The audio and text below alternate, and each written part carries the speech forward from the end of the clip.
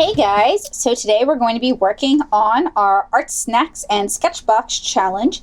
I decided to combine the two pieces mostly because neither box really seemed to, that's not fair. Both boxes could stand on their own, but I felt most inspired at the thought of combining this beautiful muted pink Liquitex ink, which came in my ArtSnacks October box, with the Tombow dual brush pens and the Zig Art and Graphic twin pens. So I will probably not be using the Chameleon or the Gas and Fude.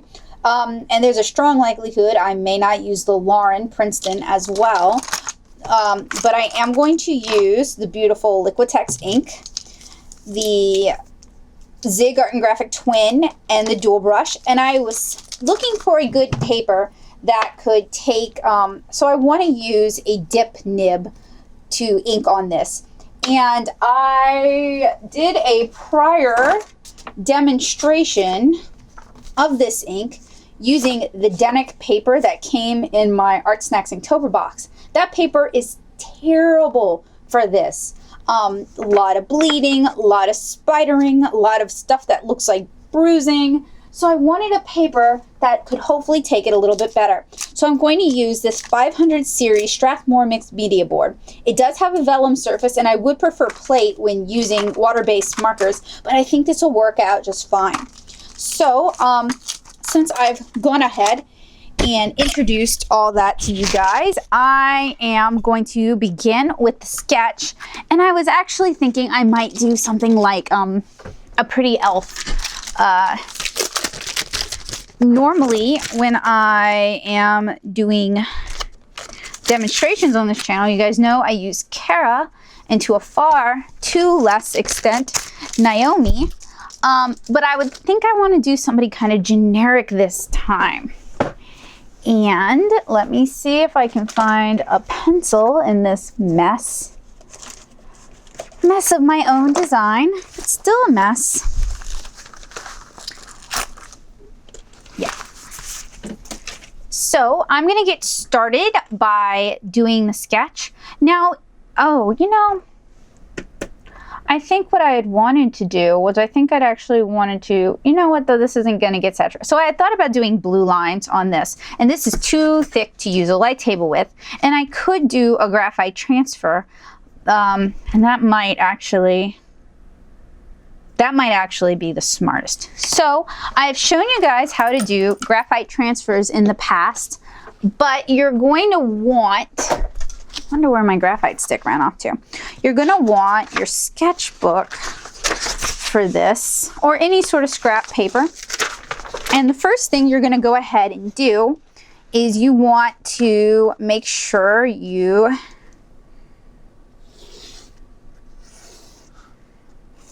get the size. And since I don't have a whole lot of horizontal images that I've completed, I think I'm going to work horizontally. And you know, I say that and then I'm like, nah, do vertically. Using a non-photo blue pencil to do my sketch. And the transfer is going to be, nice thing about doing it this way is if I don't like the design, I can scrap it and I won't have ruined my nice 500 series mixed media paper. And I've used Strathmore's 300 series. I use those for the marker field tests. And I've used their journal, and I've used their visual art journal, and I've used their 400 series. I've used a lot of mixed media papers now that I'm thinking about it. And I do like them. All right. I am currently sort of, as I do other things, working on a, let me zoom in for y'all, a series. I haven't decided yet if it's going to be a YouTube series or a blog series. I'm working on a series of mixed media suggestions. That's too big. Let's see if I have a good eraser. I do.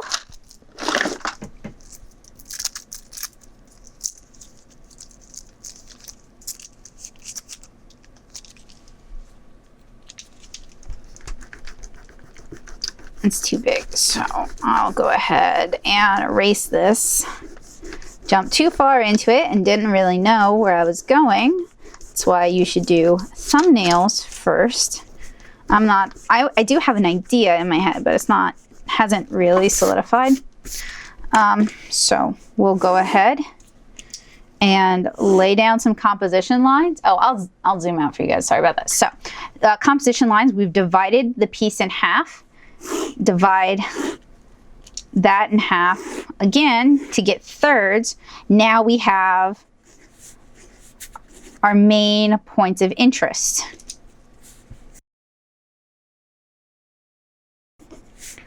So I've got the head. Sketch. Oh, that's something I kind of hate about using non-photo blue lead for you guys. Is it's so hard for you guys to see what I'm doing.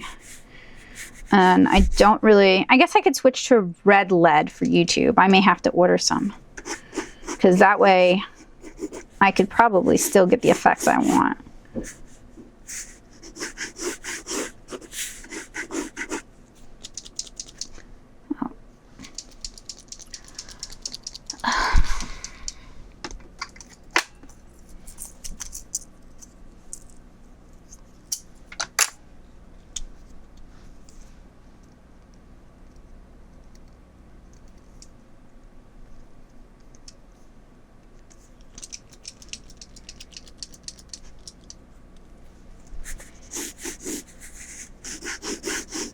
Of course, I always seem to draw my heads a little too large.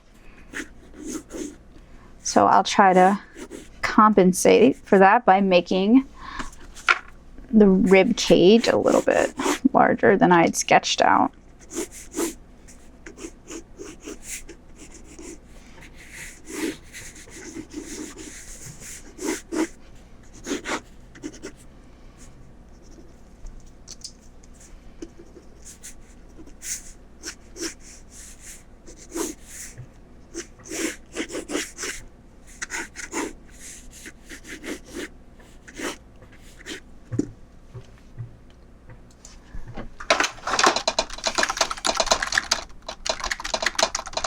One of the perks of having my working computer at the same table as my drafting table, it does share space, and sometimes that's horribly inconvenient. But right now it's great because I can reference things very easily.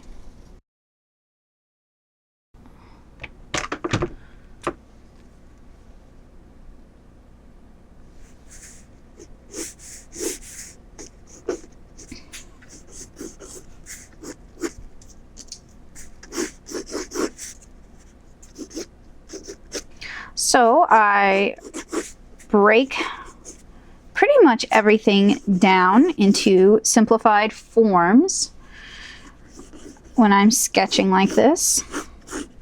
This is called constructive anatomy, and I find it hugely helpful. Some people don't actually have to use it every time they draw. I do use it every time I draw.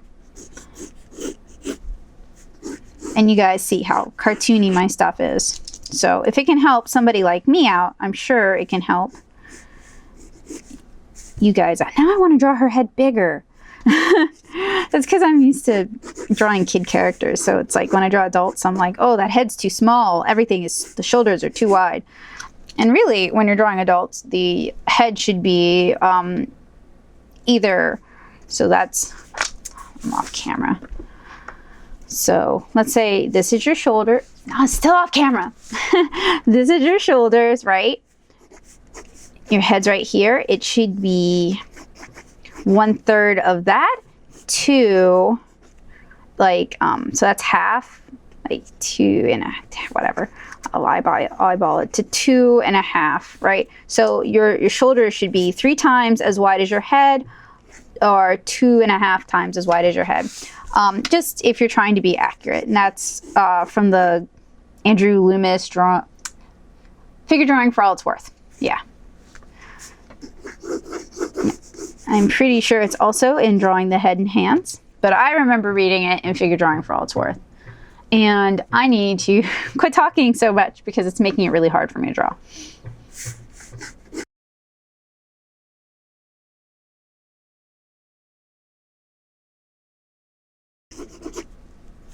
So we're going to go back to talking about composition for a second. So you see how her head line is aligned with this point of interest here.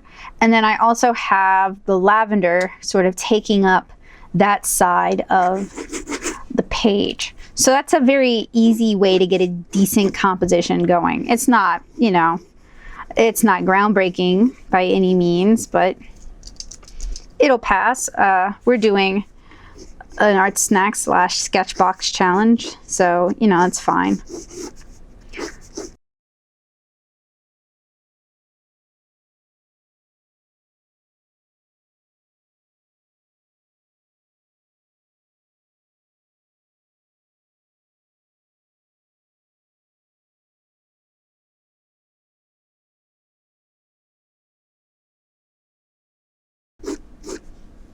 Another nice thing about working this way is you can sort of shift the composition. So if, right, so like even though we've marked out where the sheet will go, I can sort of shift things around a little bit if I want to, rather than directly drawing on my paper, which would maybe cause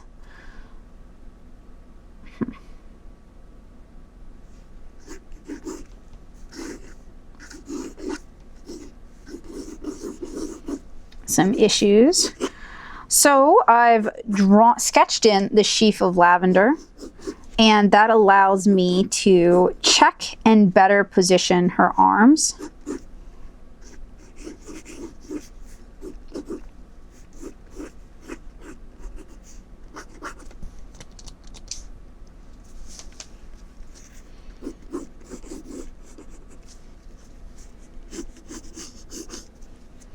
And I recommend drawing things all the way through, even if they're off the page.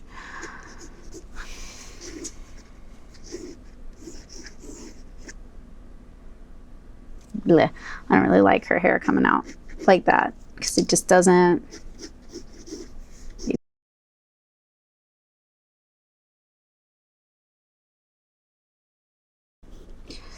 And you guys can't see it, but I have a window with some reference open.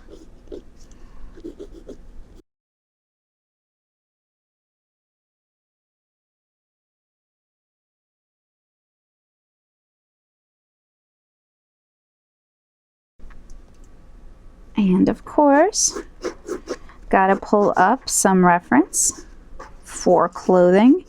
And I keep Pinterest boards with loads and loads of ideas for outfits, both for characters from my comics and just things that I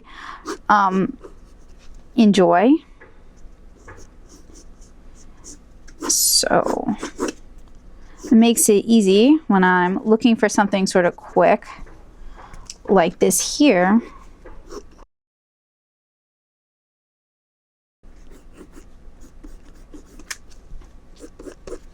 Like I said, it's important to draw things through.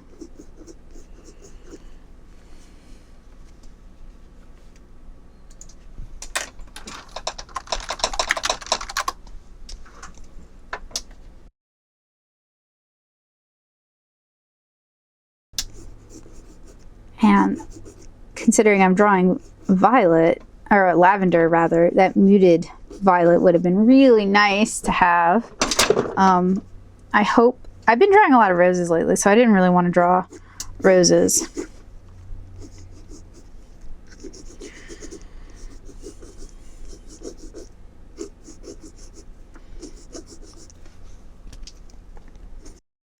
I really enjoy flowers. I especially enjoy sort of wilder varieties.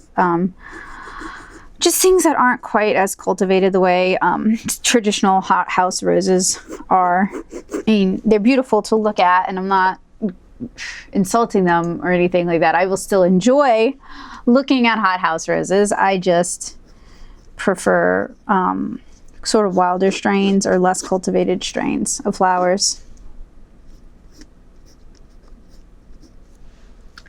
Man, future me is gonna hate past me for all of this.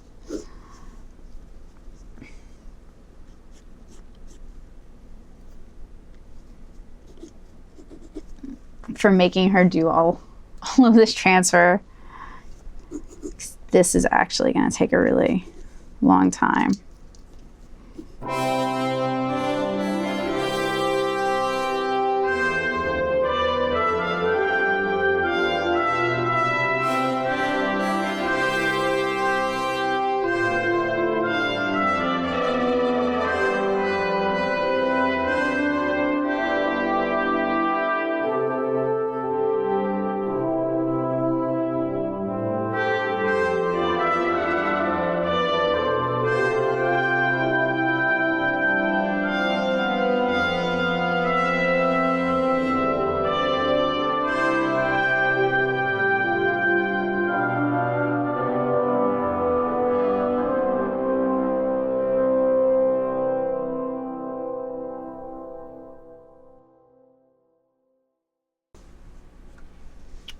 Okay, so the sketch is finished, and the next step is going to be to remove it from the sketchbook and complete a graphite transfer. If you are interested in a tutorial on how to do that, please go ahead and click here. I do have other videos where I show that, and it's a very simple process.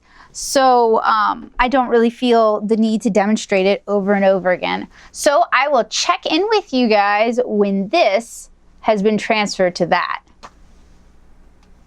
Alright guys, my image has been transferred to this illustration board. I did have a problem with the paper starting to peel away as I remove my tape, so be careful when you do that. I'm going to go ahead and ink this piece in time lapse using my Tachikawa nib holder and Tachikawa G nib, the Liquitex ink in muted pink, a dinky dip filled with the muted pink, and some clean water. I will check in with you guys after this has been inked.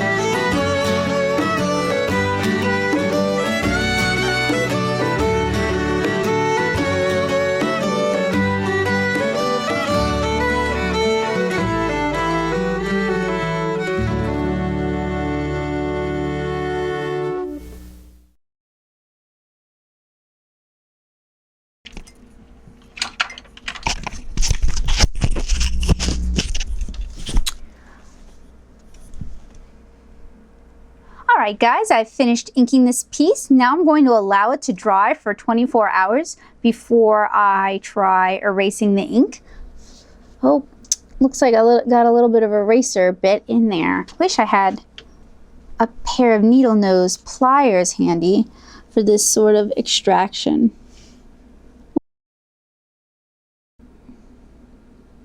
Sometimes I can't tell if I'm making things worse by trying to fix things or making them better. Anyway, I'm going to allow this to dry, like I said, for 24 hours. So I'll see you guys tomorrow and we'll continue working on this piece. Hey guys, so I let this piece dry overnight. Now I'm ready to start erasing the graphite transfer from underneath these inks, and I'm just using a soft Tombow mono eraser. I did a test sample to see how it would erase off camera, and it seems to erase much better from the Strathmore 500 series mixed media paper than it did from that Denick paper that I used in a demonstration video. So if you are going to use the Liquitex ink, if you are sort of a ArtSnacks junkie, if you have all the boxes, I really recommend you stay away from the Denick notebook, at least with that beautiful Liquitex ink. The muted pink is almost the sort of lovely, I hate to say it, but like a beautiful bloodish color, you know? It is not at all an overwhelming pink. It doesn't even necessarily read very pink, maybe faded rose or old rose, but it seems like a great color to use with skin tones or with florals. Just a really versatile color, almost a neutral. I think of the colors in the muted range, and there are 5 of them, the pink might be the most useful. I'd love to get my hands on the purple as well.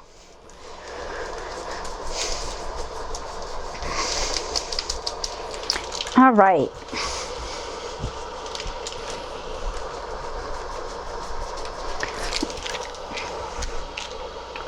So I'm going to go ahead and use my drafting brush to clear off my work area. See if I need any further erasing.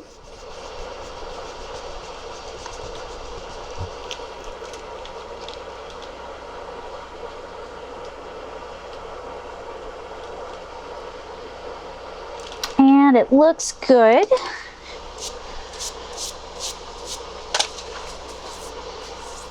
So I'm going to go ahead and assemble the goodies from the box. Okay guys, so since my SketchBox sent Zig Art and Graphic twin pens and Tombow dual brush pens, I thought it would be totally okay to augment with my own collection of Tombow brush pens and my own collection of Zig Art and Graphic twins. I'm also going to use my Tombow ABT blender, and I'm going to try out this Recollections blender pen. In prior videos, you've probably seen me also using a Marvy blender pen. I feel like that one doesn't work as well as the Tombow ABT, so I'm just gonna go with the Tombow ABT. And if this one doesn't work well, I'll just ditch it again for the Tombow. I'm also going to use if I can find it, a water brush. I know it's around here, so I will be using a water brush. And before I get started, I'm going to go ahead and swatch colors to decide on the color palette. So I will check in with you guys after that. Hey guys, tonight we're going to work on the SketchBox and ArtSnacks October Challenge. I'm doing a combined challenge this month. I've already, as you guys know, inked this piece, and I've gone ahead and swatched all of my Zig Art and Graphic twins and my Tombow ABTs, and we're going to go ahead and start thinking about and selecting the colors that we're going to want to use for this piece. So I know I need to use English Lavender and Baby Blue because those came in my box. And these are the 6 portrait colors that also came, so I do need to use some of them. Now, I wanted this girl to have darker skin. Unfortunately, the Tombows that I have and the Tombows that came in the SketchBox, they're just really not dark enough. to really seem to give me what I want. And one of the colors that I would have used to build that up is just dry. I had to toss it. So I suppose I'm going to have to start out with 020, 942, and use these three for lips and blush. And then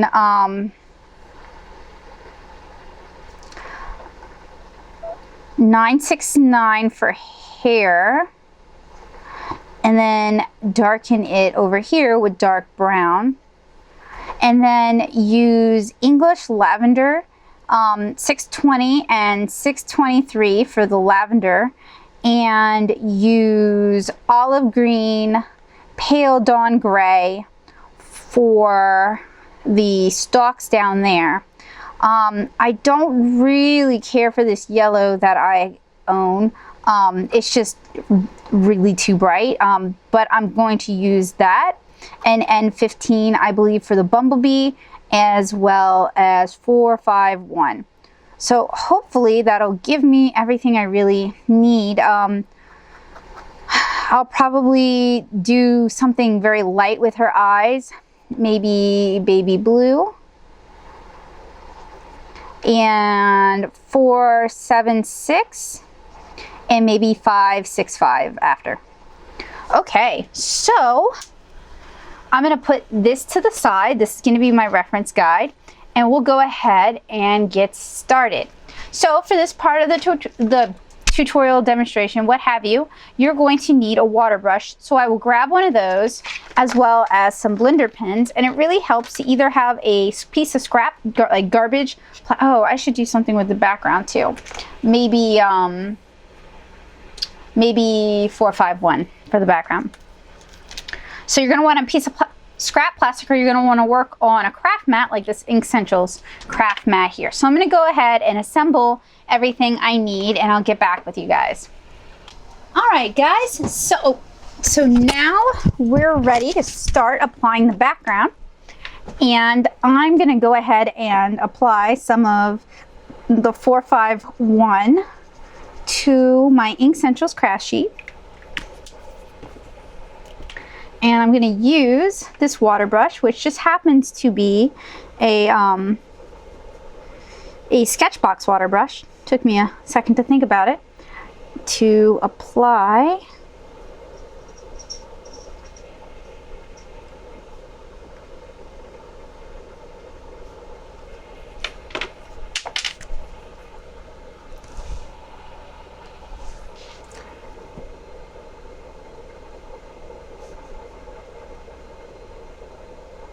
while the paper is wet, I'm going to very gently apply some of the color.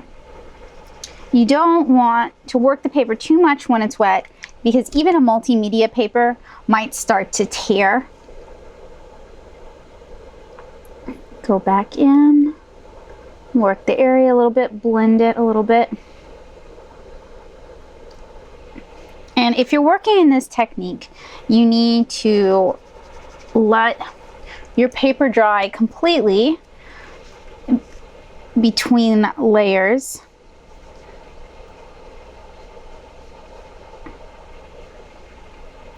Or I guess I should say between work sessions. That'll help prevent too much paper abrasion. That's the big problem most people have with water-based markers, is water-based markers take longer to dry than alcohol markers. So people will go in and try to work an area, and the paper's not ready yet.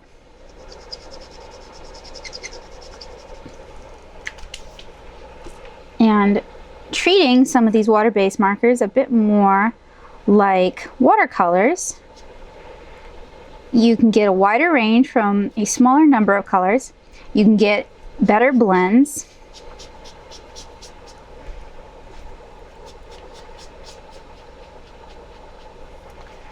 So this is a technique that I'm actually very fond of, because the craft sheet is very smooth. It's not going to tear up my brushes and I can pick those dies up and paint with them.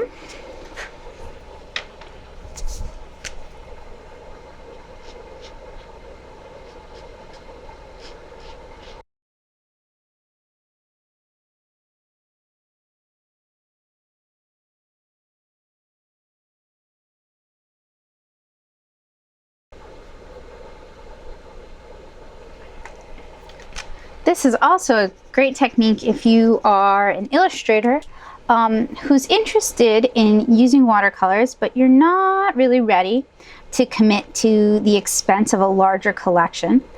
And you might already have some water-based markers laying around. You can even use this technique with Crayolas, and I demonstrate how to do that over on the blog. So even if, with a very, very minimal investment, you can start doing some watercolor techniques and add watercolors to your repertoire if you want.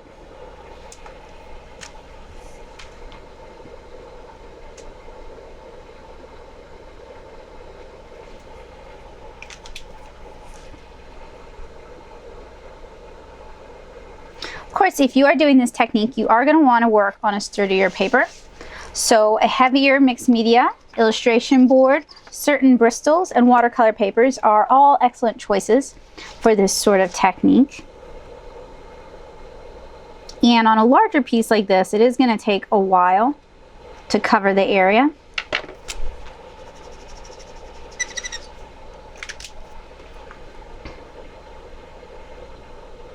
Try to mix some up ahead of time.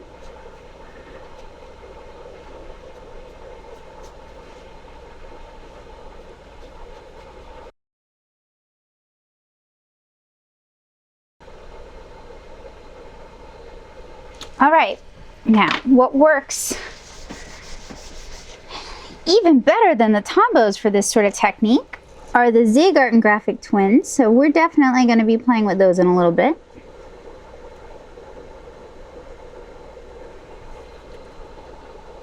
I'm just going in here and darkening some of the areas that are maybe a little drier. You do want to be careful because the nib will abrade the paper surface, like I mentioned.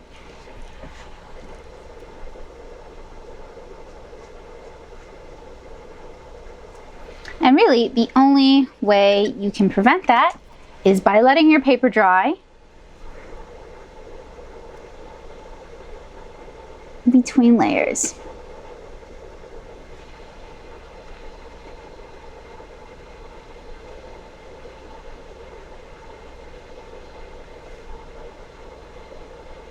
And speaking of letting it dry, that's what I'm gonna do. So I'll see you guys in a little bit. All right, guys, so it's mostly dry. Now we're going to go ahead and start working a little bit of this Zig Art and Graphic Twin Baby Blue into it.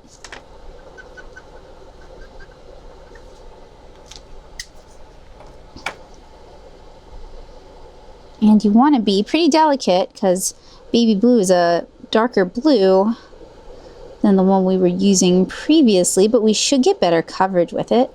And it is one of the colors that did come in my SketchBox. So we're finally on the right track.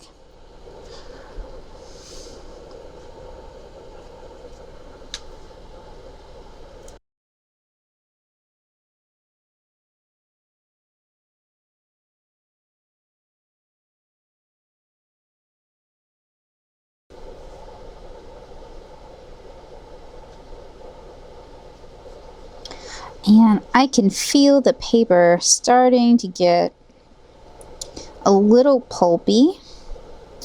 So after I finish up here, I'm going to let it sort of rest.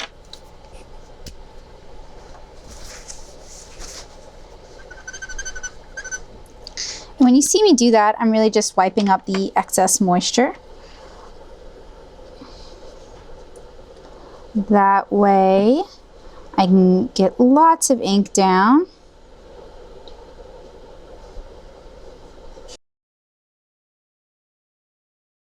It'd be much easier if I could work with a larger water brush.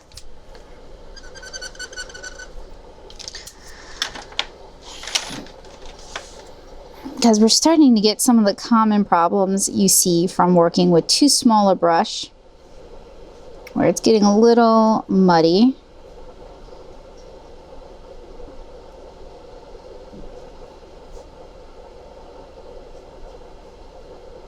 Because we're not able to cover the area very clearly, or very cleanly, sorry.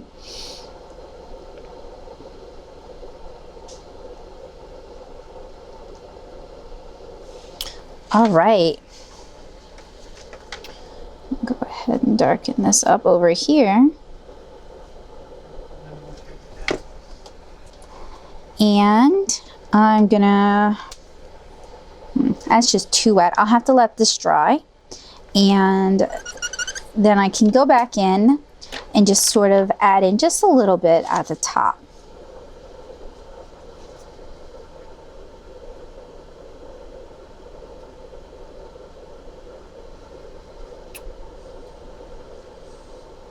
All right.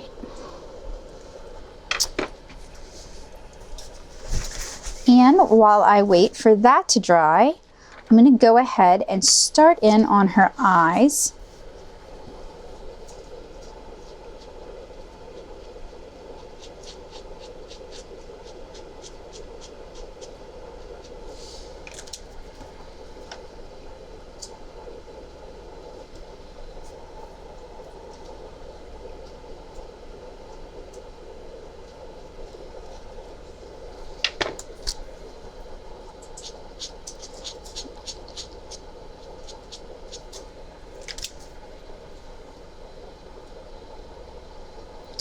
And if you go a little too dark with your shade color on your eyes, that's fine, because it will make, when you add the white gouache or whatever white corrective solvent you're going to use, not solvent, but paint or whatever additive, it's going to make it pop a lot more. So I'm going to let this dry out. Yeah, and get back to it in a bit. All right, guys, so that layer is dried. I'm going to go over now. Yes. Decisive. Gonna go over now and brush in, and then blend out with water.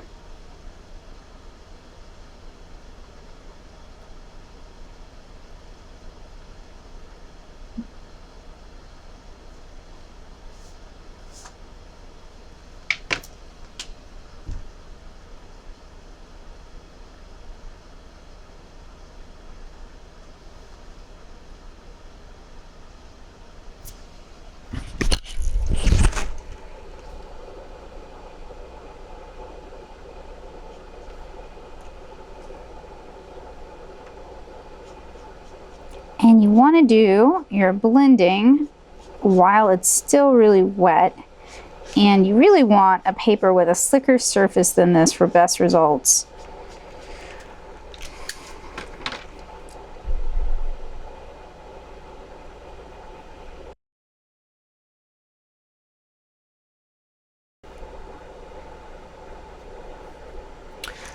And I'll go ahead and go back into her eyes. Or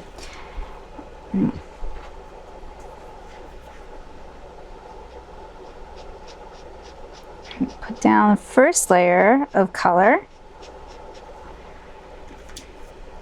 and then use a little bit of Tombow ABT.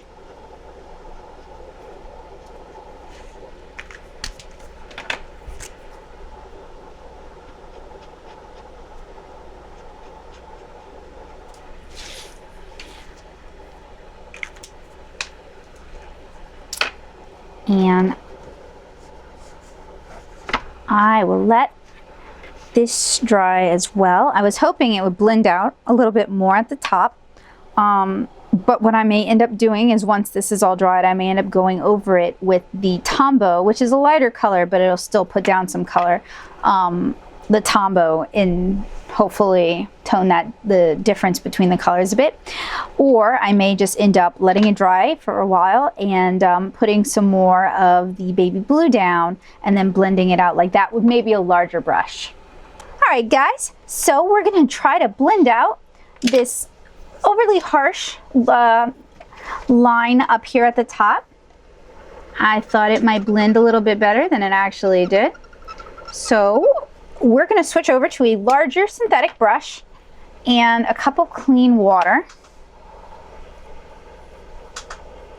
and see if we can't solve the problem like this.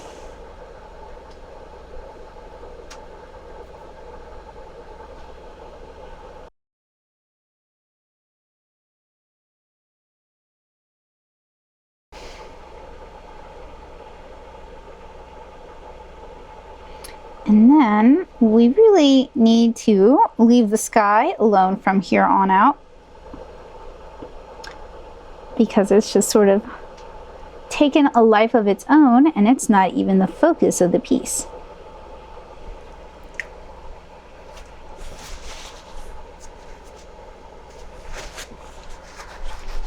Clean that up.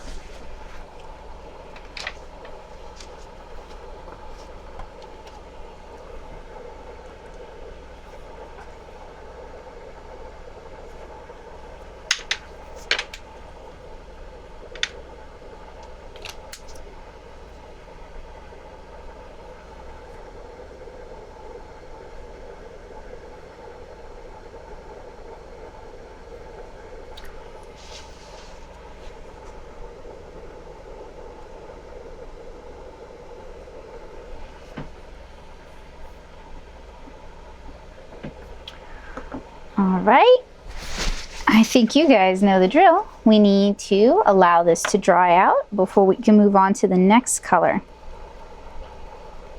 And we'll be working on her skin next.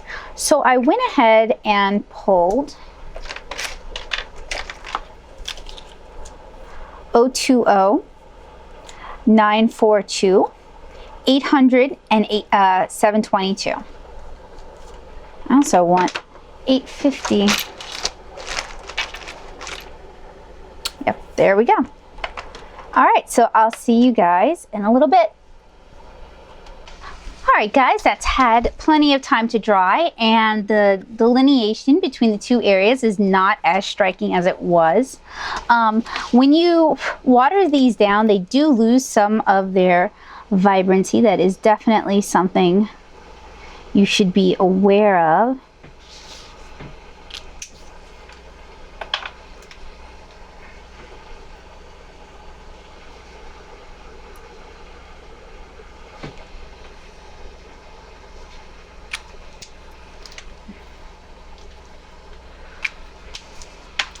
All right, so I'm gonna clean off any residual blue marker off my mat, just in case, and see there is some,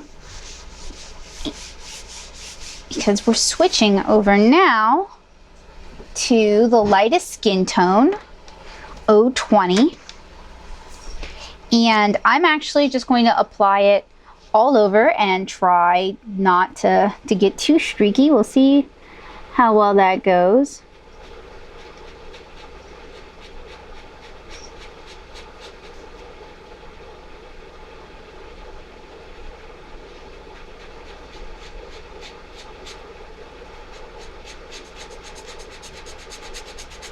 And so far so good. There might be a little bit of streaking. This will stay a little wet, stay wet a little longer than your alcohol markers will. So streaking may not be as big a problem. And I'm trying to work with a very light hand. That way I don't tear up my paper too much, going over the same area multiple times to get a little hinky over there.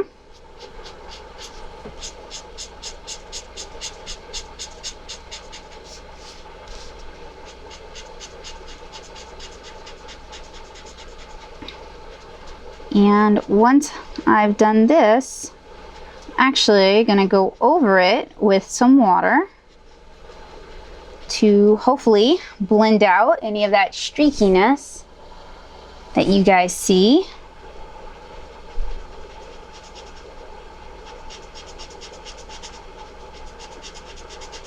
This is actually the first time I've worked on such a large piece with water-based markers. It's a little bit of a learning curve for me.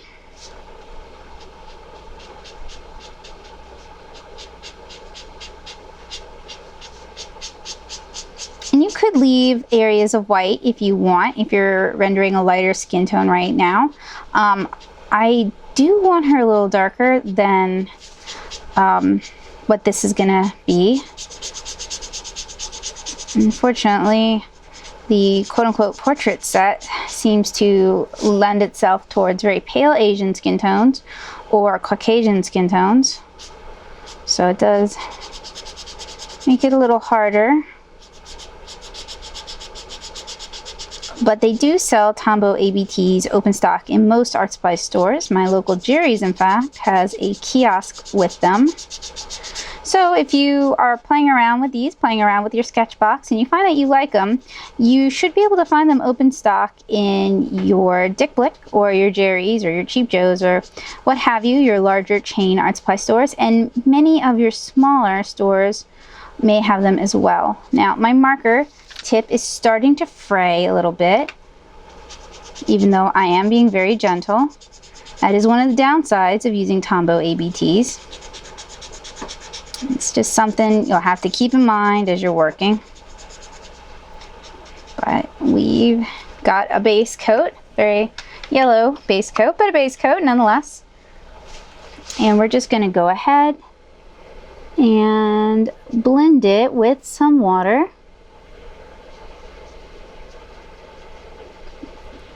Hopefully get a smoother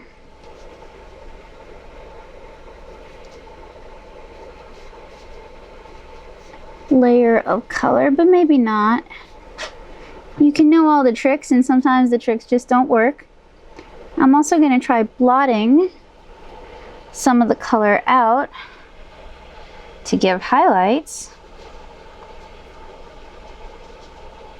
At the very least, this will activate some of the pigment, or some of the dye rather, and give it a more watercolor effect. Now I'm trying to find a clean area on my paper towel.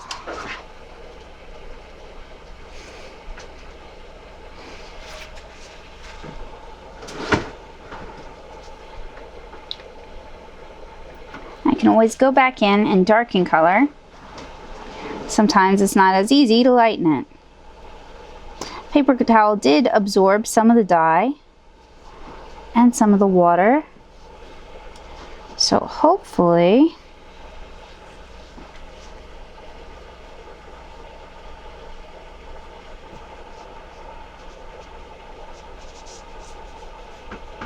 we'll get a smoother application and some highlights. We'll see.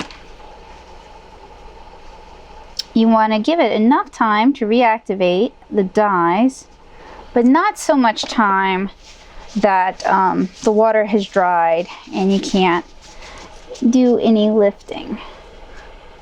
That's why it's nice to know a few watercolor techniques if you're using water-based markers. Okay, so this needs to dry.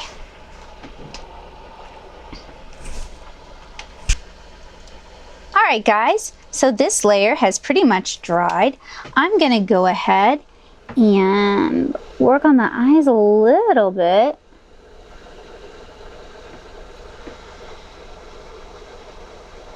And it also just came to my attention that SketchBox sent their premium box subscribers some of the Spectra AD markers. Those are, actually I picked them up.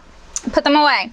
They're alcohol markers, and they also sent them a couple of Copic sketches. And I think that's funny because if you know how to handle these water-based markers, the Tombow ABTs and especially the ZigArt and Graphic Twin, they actually are really rewarding to use, and you can get a lot out of them. So I just thought it was kind of funny that, like, basically there's a light implication that the alcohol markers are better.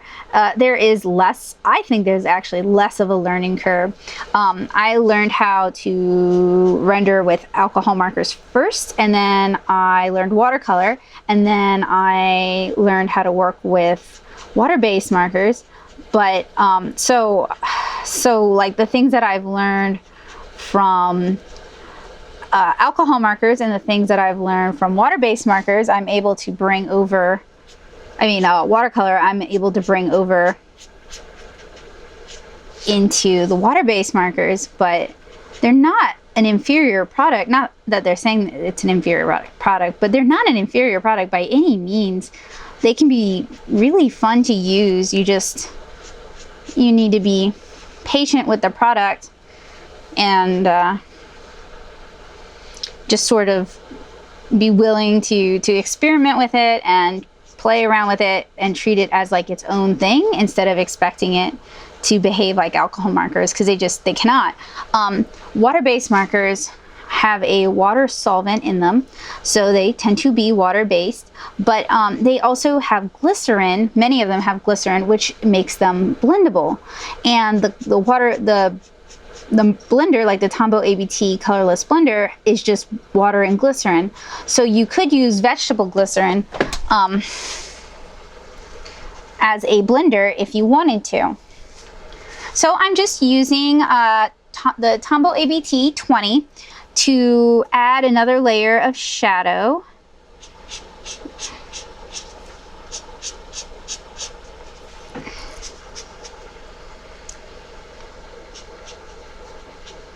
And if you guys are interested in water-based markers as a marker, not just as like faux watercolor, leave me a comment and I'll actually work to produce more tutorials on that topic.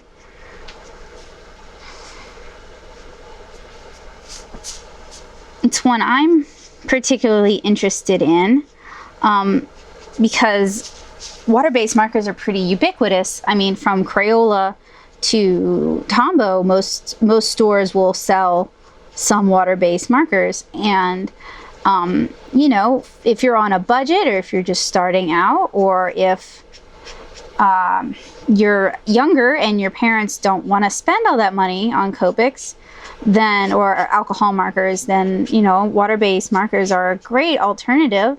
There's a lot you can really do with them. I personally prefer the brush tip ones. I do find them easier to work with, but maybe that harkens back to like me using alcohol markers for a really long time. I don't know.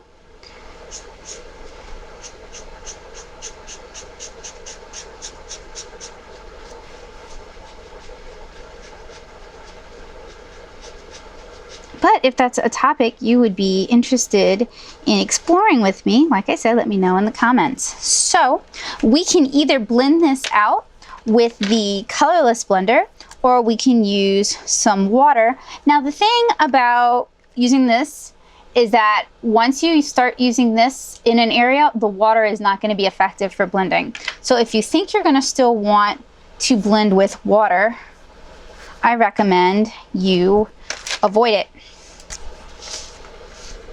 So we're going to use 800 to start knocking in her lips. And that's something else about water-based markers. See, if I was using an alcohol-based marker, what would actually happen is, because this color is lighter than the color on the paper, it would push the color on the paper back, and it would leave this weird desaturated sort of gray color instead of the skin color. And that's just like, that's how alcohol markers blend. They're using alcohol as a solvent. Sorry, it's a little hard for me to talk and do this. But water, so they're pushing color to the back of the paper with every layer you're putting down. Whereas with water-based markers, they're not pushing your color to the back of the paper. You're just layering color.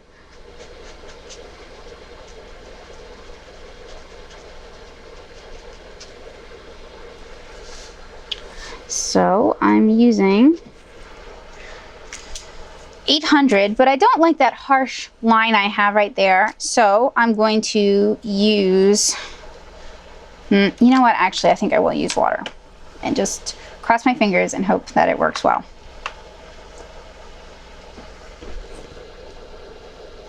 Just to blend it out a little bit, because it got a little heavy over there.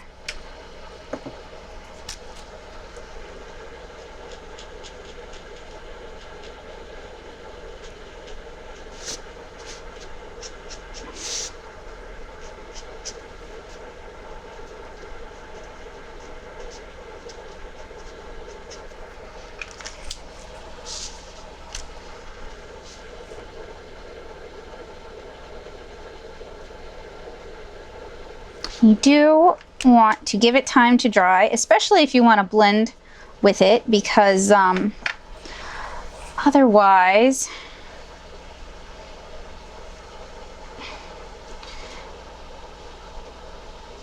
you won't be able to get as much of a contrast between layers. And I'm just blending out some areas of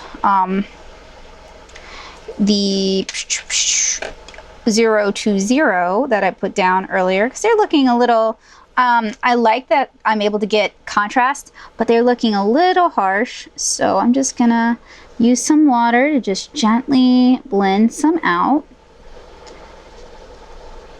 And I'll put some over here and pick it up.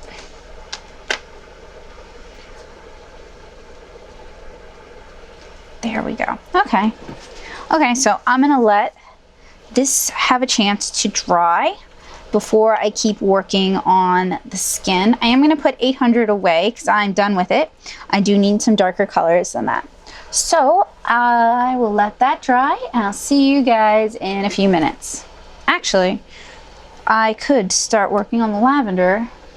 Sure. Okay, so I'm gonna use 620 to start with the lavender, and I'm going to wait to do the lavender in her hair.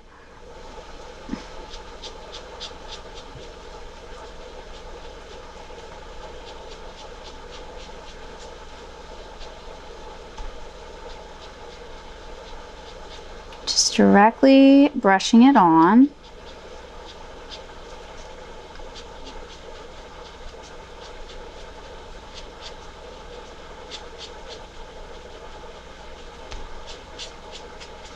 Letting the brush do a lot of the work for me. That's why I love brush markers so much, is I really use the brush to do a lot of the stroke and mark making for me, so I'm not trying to replicate those movements. Much more natural for me.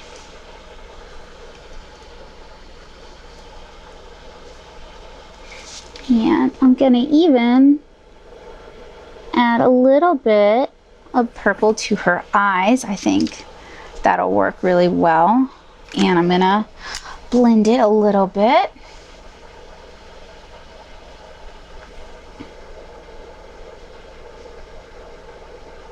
Just trying to make sure everything ends up kind of tied together in the end, that it results in a cohesive final piece. And I've found that by adding little bits of color here and there unexpectedly, tends to marry a piece together well. I've also found that when I limit my palette, because I have a problem with color. I love color, but I don't always have good taste when it comes to color. So by limiting my palette, I can get a much more cohesive piece than I would if I just allowed myself to use whatever colors look good. That's definitely a personal shortcoming. I mean, there are some people who could use, you know, every color they have access to and make something beautiful that's well tied together. So I'm not at all insinuating that, you know, using color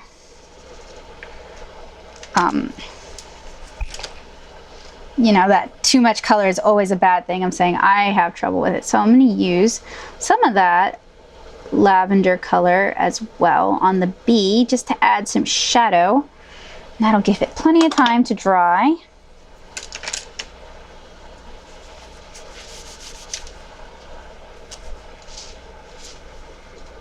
And just like watercolor, if you're working on sort of a drier day, you're going to have fewer problems with dry times. If you're working on a wetter day, your paints will stay, or your colors will stay open and mixable longer, but you know, you're going to be waiting longer periods of time for the paper to dry.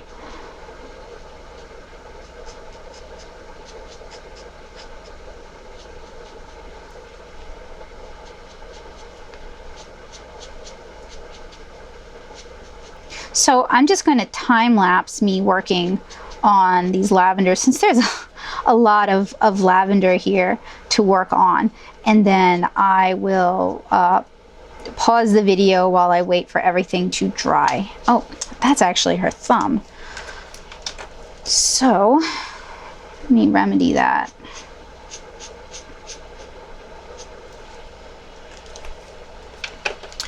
I'll see you guys in a few minutes.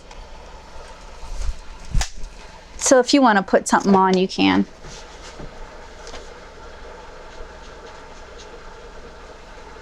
Or we can just listen to music, whatever.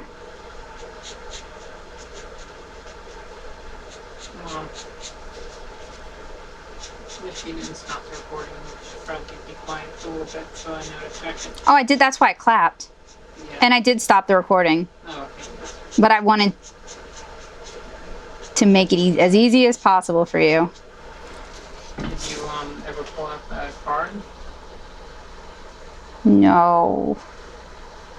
Well, you can always do it later, and as long as it's a very short clip, I'll probably still see it. A short clip of the card? Yeah. Okay. You turn it on and then you turn it off. Yeah, I can do that. Because all the colors are sort of, that's like the master basically, right? Yeah.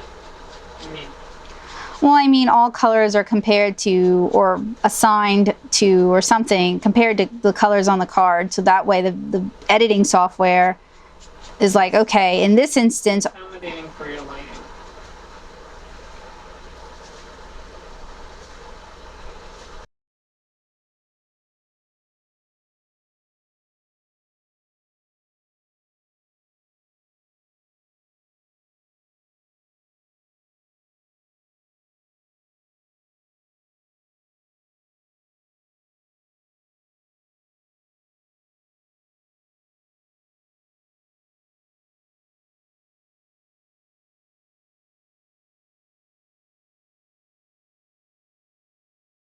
Alright guys, everything has had a chance to dry a little bit.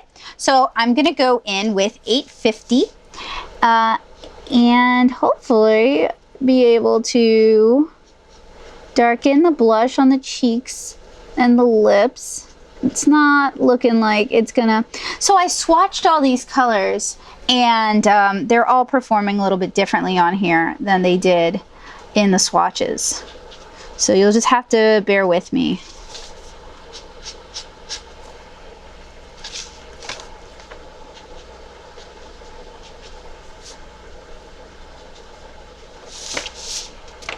I'm gonna put some pink under her neck, as well as on the inside of her ears, because when skin casts a shadow on skin, it tends to leave some pink. Well, you can see some pink, sort of like that. It's hard to demonstrate. It just looks more natural and a little healthier, like the skin is more alive.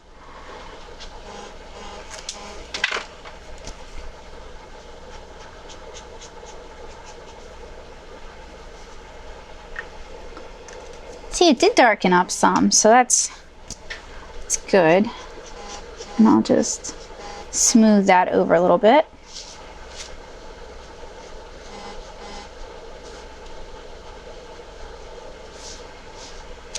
See, it's nice that you can layer. It will get a little bit chalky or, what's the word? Well, muddy. There we go. And if you do too many layers, it can start to look muddy. So that is something you do want to be careful of. Now we're going to move into 772.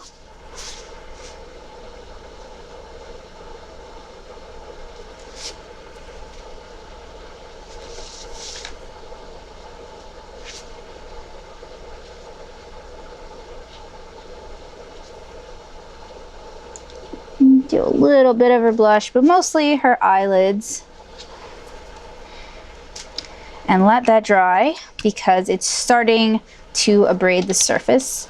Now we're gonna go back into the lavender.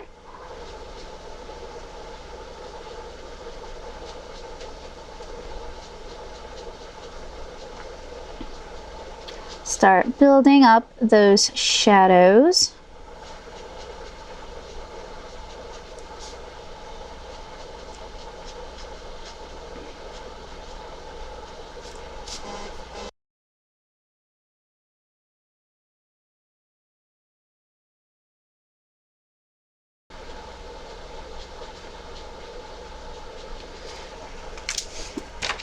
Of course, as I work, I usually see things that I'd like to tweak. So I'm just messing with her eyes a little bit.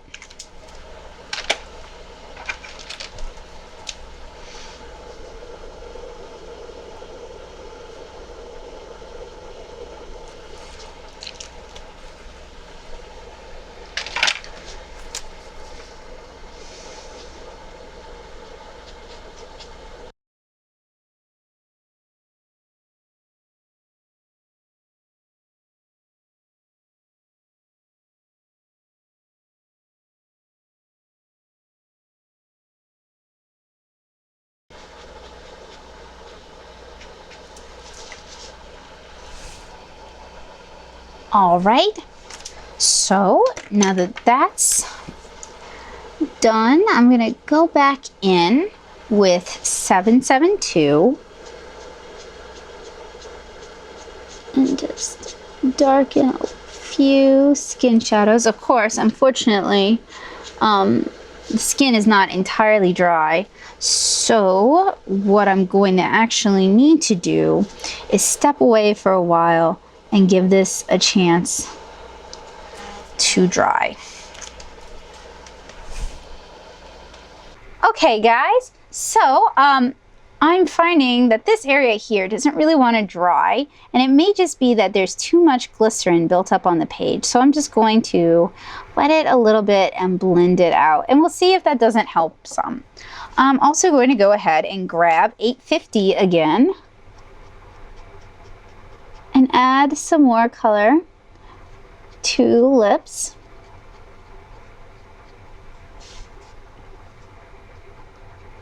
And cheeks.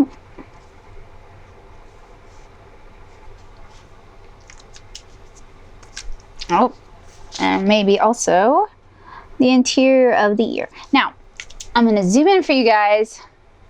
This is one of the problems we have when we have paper abrasion. You see how the color is sneaking up into her face. We can try dabbing that out, but honestly, it probably won't get any better than that, and it's just something we're gonna have to make peace with.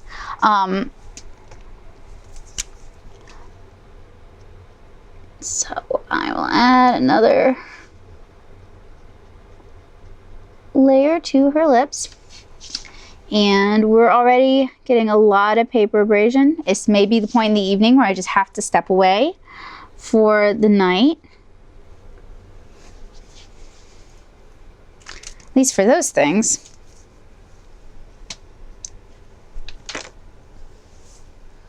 And since the lavender is dry, I'm gonna slide on over to the zig and grab Pale Dawn Gray so I can begin filling in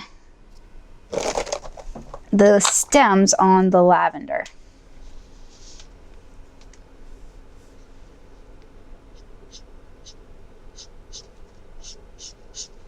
Now you're not going to get as much paper abrasion with the Zig Art and Graphic Twins because they have a softer rubber nib instead of a like a foam rubber nib instead of a compressed felt fiber nib the way the Tombow ABTs are, and they're also a lot juicier. I suspect they're more water than glycerin, and the ABTs seem to have a lot of glycerin to water ratio, so that might be what's going on here.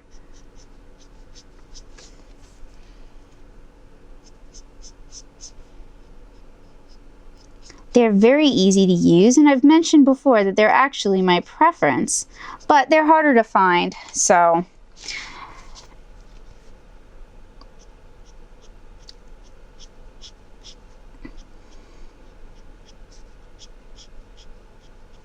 at least harder to find open stock. There are places that carry them. I did see a few when I was in San Jose at Flax Art, though not the range of colors that I would have liked. Zig is owned by the parent company Kuretake, so if you are in the UK, you might actually have an easier time finding it, as Kuretake Zig products seem to be a little bit more ubiquitous over there. It is a Japanese company, though.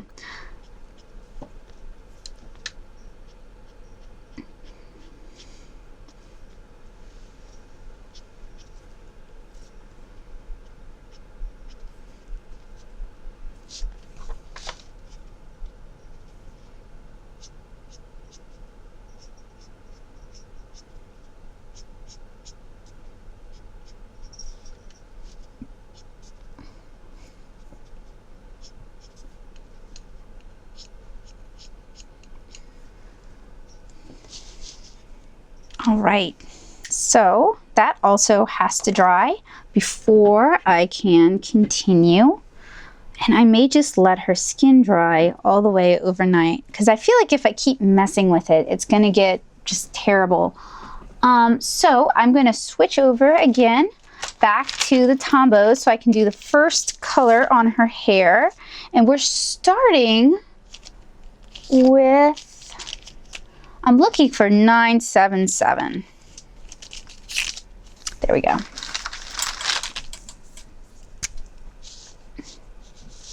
And I'm just going to work on her hair in time lapse, I believe. So I'll see you guys in a few minutes.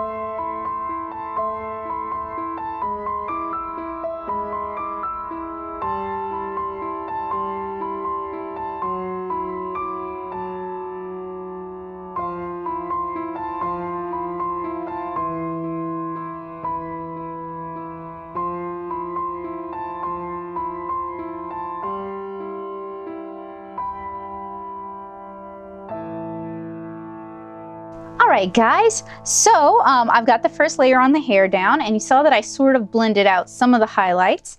I'm going to go in now with 942. On my swatch sheet, it's sort of a warm eggshell color, but honestly, 020 was a very, very light color, and here it's a very yellow.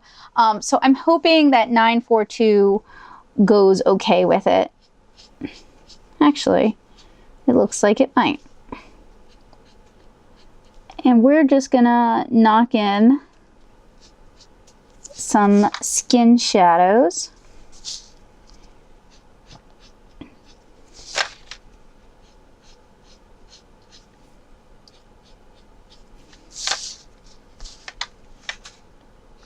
And try not to damage the paper surface too much because it's already pretty abraded by this point. Unfortunately. And my familiarity with these types of markers means that I know I really just picked the wrong paper type with this. I had never used this mixed media.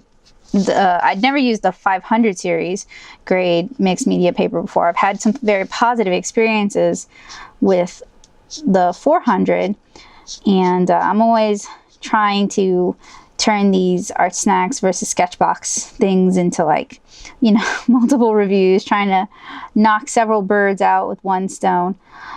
So I thought it might be smooth enough, and I knew that because it's a mixed media paper and it's a 500 series mixed media paper, it ought to be strong enough to take all the water. But it seems like maybe not. At least not with these.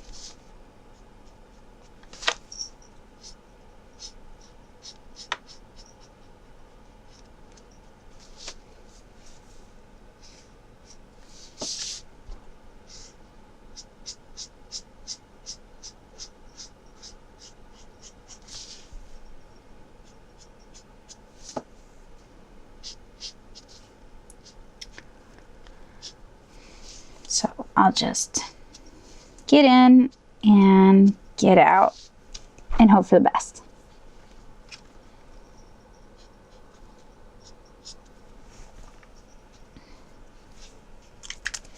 That's pretty dark, so we're gonna grab 020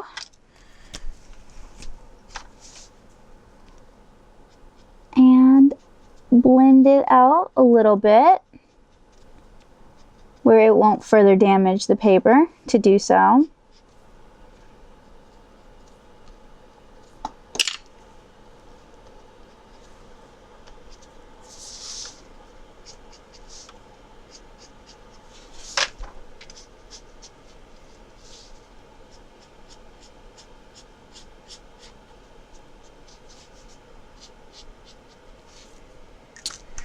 And then we're gonna go back into her hair. And I'm just gonna work on that in time lapse.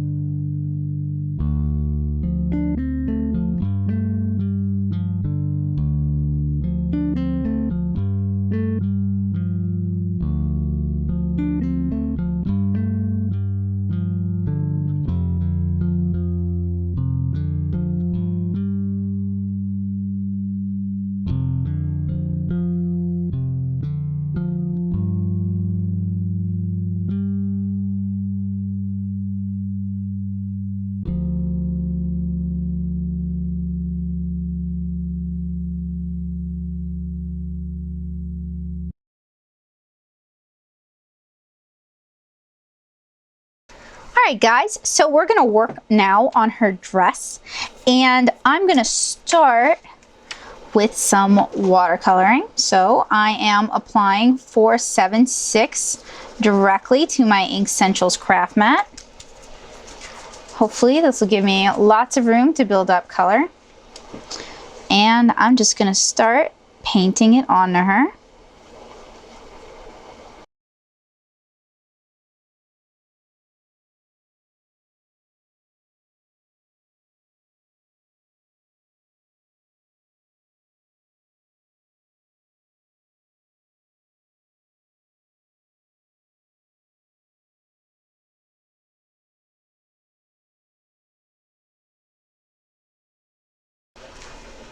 All right, her dress isn't fully dry, but I'm gonna go on and move on ahead to her hair. And I'm going to use dark brown from Zig Art and Graphic Twin.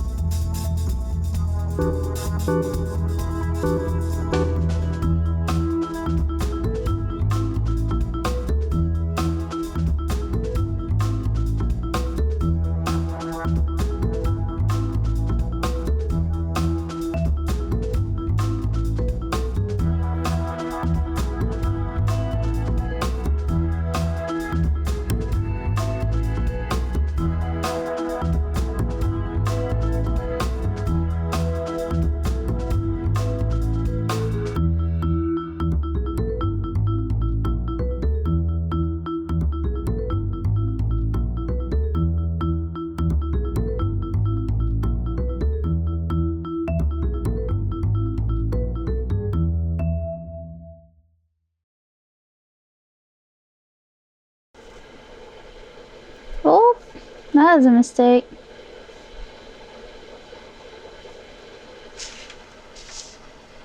Oh well.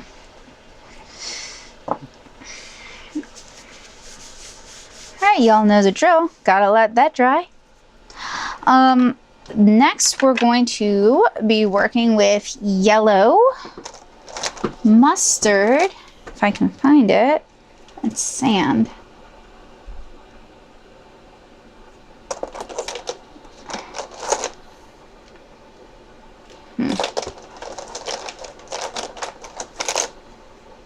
Yellow mustard and black on the bee, as well as yellow and mustard on her rings and on her facial piercing and on her dress. And then we'll be working on the lavender. So we're almost done. Well, not really, but I wish we were almost done. How about that? So you guys remember when I added that little drop of blue into her eyes? Well, it definitely seems to have taken over. So I'm going to try and add a little definition back into her eyes. We'll see how successful I'll be.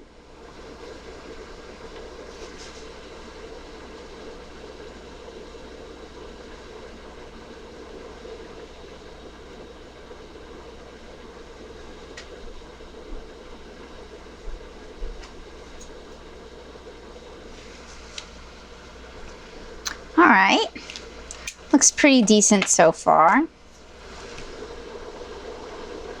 Add a little bit of that dark blue down there, and hopefully it won't just entirely take over. And let it dry overnight. Hopefully it'll turn out all right. All right, guys, we're gonna finish this up today. The next thing we're gonna do is we're going to go ahead and apply the gold or the yellow to the bee and to the braiding on her outfit. And we're gonna start out with 055, and I need to make sure my mat is clean, because once you've ruined a mat, or once you've ruined a marker like a yellow with a darker color like a blue, sometimes it's just about impossible to get that out. So I'm just going to spray a little bit of clean water onto my desktop.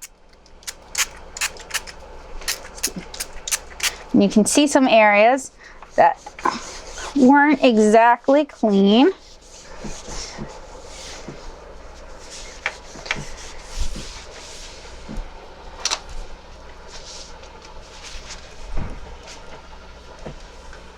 And pull up some reference of a bee.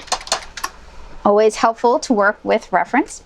And we're going to start by applying some of this yellow, so we can get a lighter yellow, to my Ink Essentials craft mat, and then picking it up with a water brush that has a clean nib.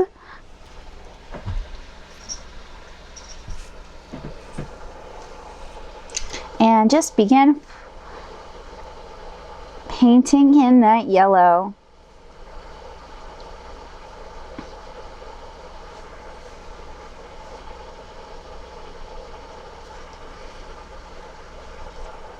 And it seems like the more vibrant primary tombos work much better than the more pastel or earth tone tombow colors for this sort of technique.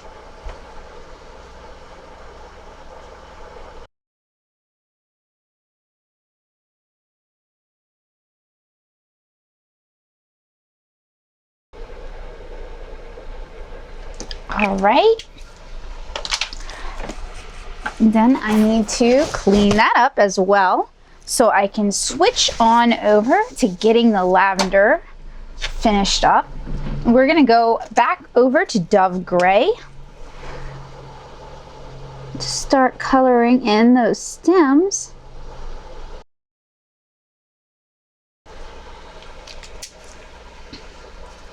And switch over to olive green.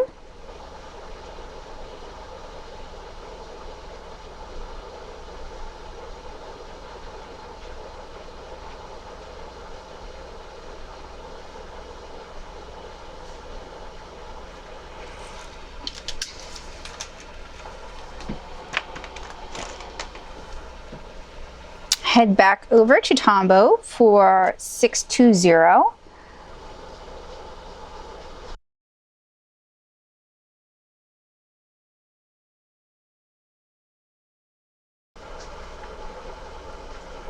I'm also going to add some of this color to the wings of the bee. So I'm going to clean the yellow off my water brush, pick some of this up,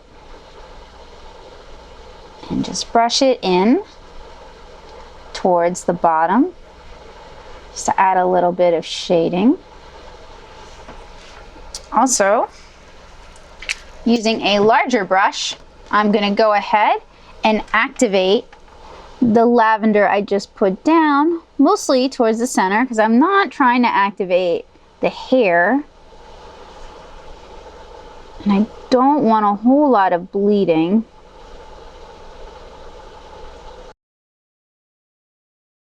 Alright guys, so we're back to work. I'm going to go ahead and color in the mole over here on her face.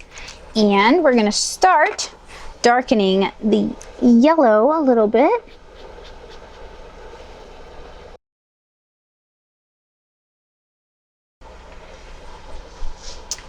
As well as gold on our honeybee, but not within the wings, because we want to give it sort of that transparent effect.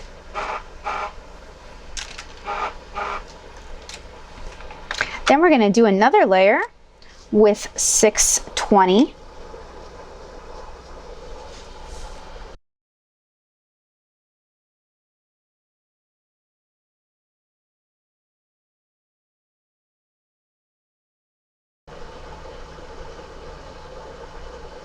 Just draw in some of those veins right there.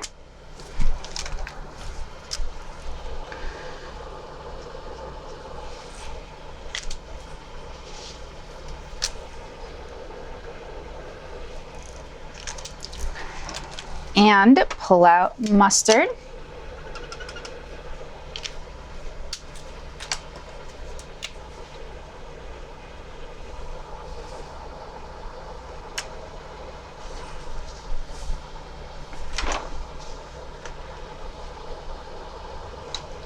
And just lightly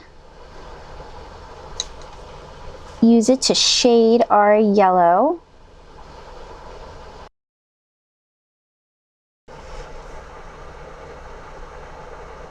And see, by adding a lot of water, we can tone down a color that would otherwise have just been completely not suitable for the task.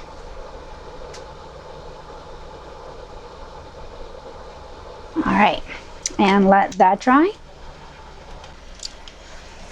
All right, guys, getting closer to being done, seeing that finish line. I'm gonna go ahead and use English lavender to darken up this lavender around her hair as well.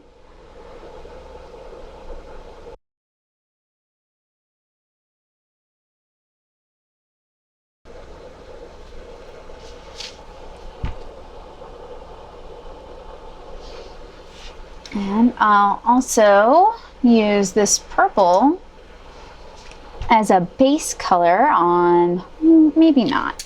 Maybe I will instead grab either a brown or a gray. I guess I'll go with brown.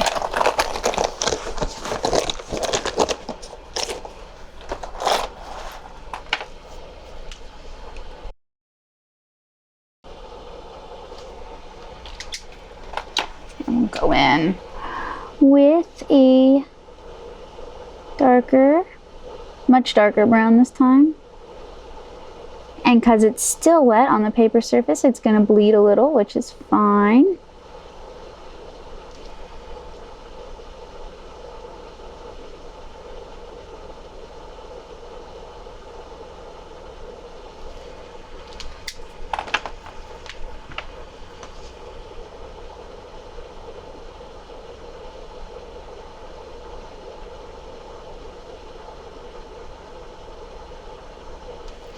And then finally, we'll add that Tombow black.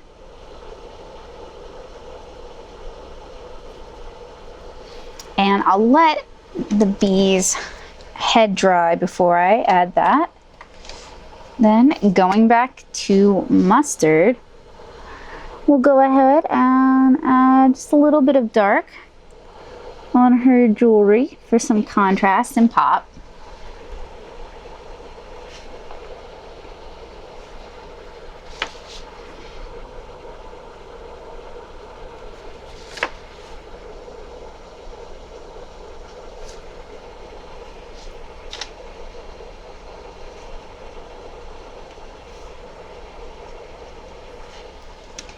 And since there's a little bit of a blending issue, add that right there.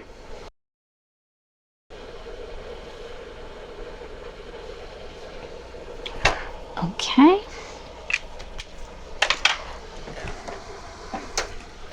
Clean that up.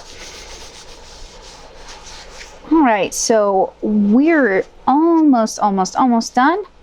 I'm gonna let this dry, maybe make some final corrections, and then we're gonna go in with the Signo white and some Copic opaque white.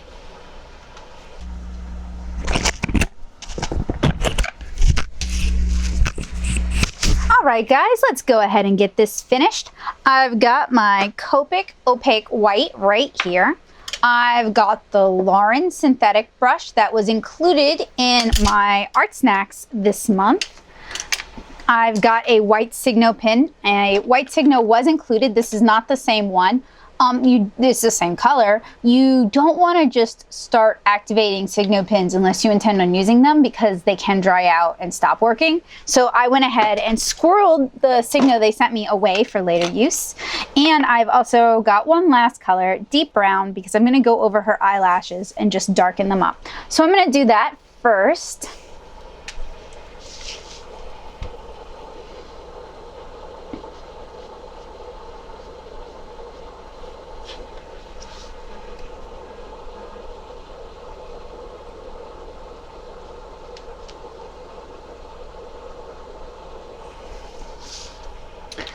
And I'm actually, now that I think about it, I'm gonna go back in with my Tombows, just one of the dark blues to sort of reinforce her eyes. And I'm gonna hold on to that color because when I add the white, I may go too far, it may bleed. I'm not really sure how that's gonna go down. So I'm gonna hold on to it just in case.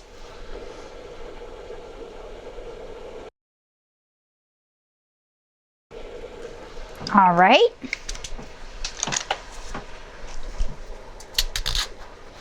So I've gone ahead and opened my Copic opaque white, and I like using synthetic brushes when I'm working with heavier bodied paints like this. They tend to stand up a little bit better and I can get more flex. So we're gonna start by adding some white highlights to the eyes.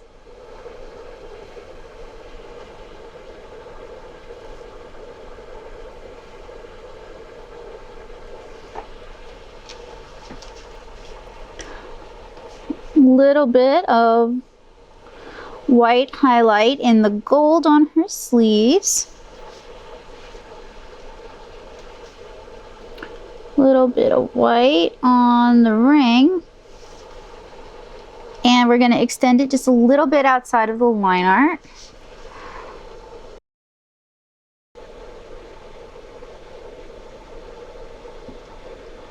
Into the bee's wings. And the size 4 Lauren actually holds up quite well to the heavy-bodied Copic opaque white.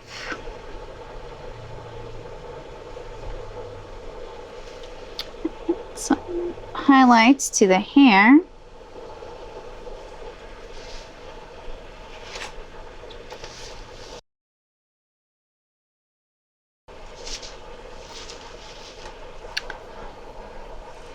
And I'll clean that off and cap it, and we'll switch over to the Signo.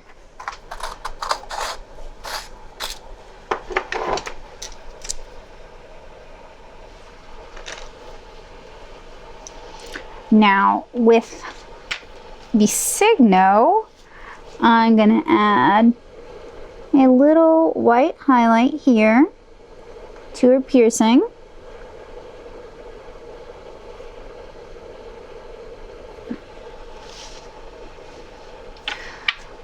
Some more highlights to her eye.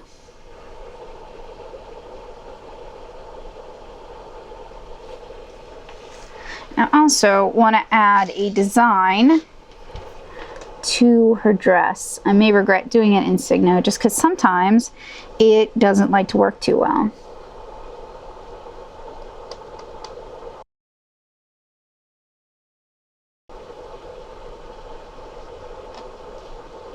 And the nice thing about hand-drawn designs is they really don't have to be perfect. Don't worry about them looking perfect.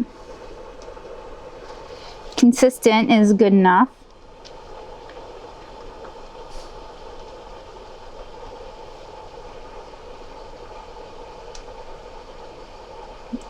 And of course, if the reason they're not looking perfect is because your pin dies on you halfway, it's a different matter entirely.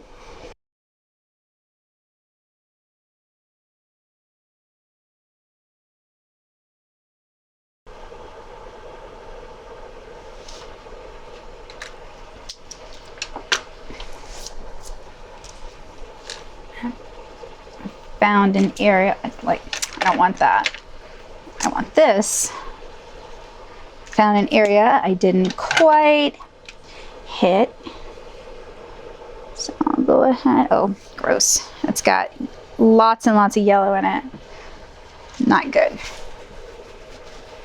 Just dab that up and reapply. Better.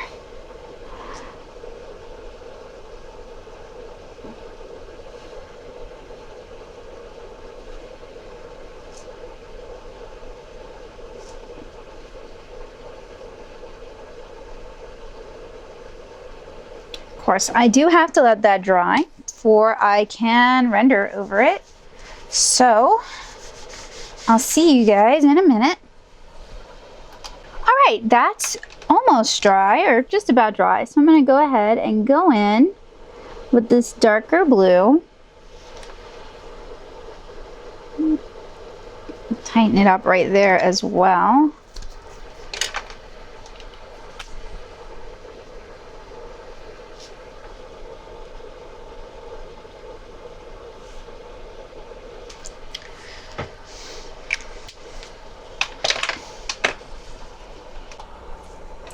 All right, so that's dry. It's time to finish this off.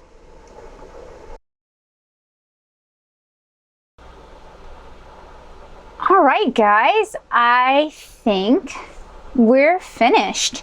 This was my combined ArtSnacks and SketchBox challenge. This month from ArtSnacks, I used the Liquitex ink in muted pink. I used the Lauren brush and I used the white Signo. I did not yet use the Copic Gas and Fude that came in the box, not because I'm not excited about it, because I'm totally thrilled about it. I'm not even exaggerating, but just because I fell in love with the color of the Liquitex muted ink, or muted pink, and I just really wanted to use that. Hang on a sec, I saw something that could really benefit from. Maybe not, maybe I should have left that. From the SketchBox, I used both of the Zig Art and Graphic twins that came in the box, and they were sort of the real inspiration for the blue and purple of this piece. I also used the 020, 850, 800, 772, and 969 that came with the portrait set, but I augmented with my own Zig Art and Graphic twin markers and my own Tombow ABT markers. This was inked using a Tachikawa G-nib, and it was inked on Strathmore 500 series mixed media paper, which held up well to the inking, moderately well to the sort of scrubbing that you're going to get from using water-based markers. There is a little bit of a bend. It's not too bad, and I feel like if I put it under a stack of books, it would probably go away. So I'm going to play with that paper more in the future. I did really enjoy both boxes. You'll have to check out my blog at nattosoup.blogspot.com for a full review and a decision on who is this month's winner for the ArtSnacks versus SketchBox challenge. I hope you guys enjoyed this video. I hope you found it informative. I hope I was able to inspire or teach you in some manner. If you have any questions or comments below, please leave me a comment. I will answer right here, right now, that I do not use the Tombow ABTs or the Zig Art and Graphic Twins for lettering. It's just because I'm a terrible letterist. I know they're very, very popular with letterers, so I cannot help you out with that if that was the question you were going to ask. There are other YouTube channels that do that with aplomb, so I will leave you to them. Let's see.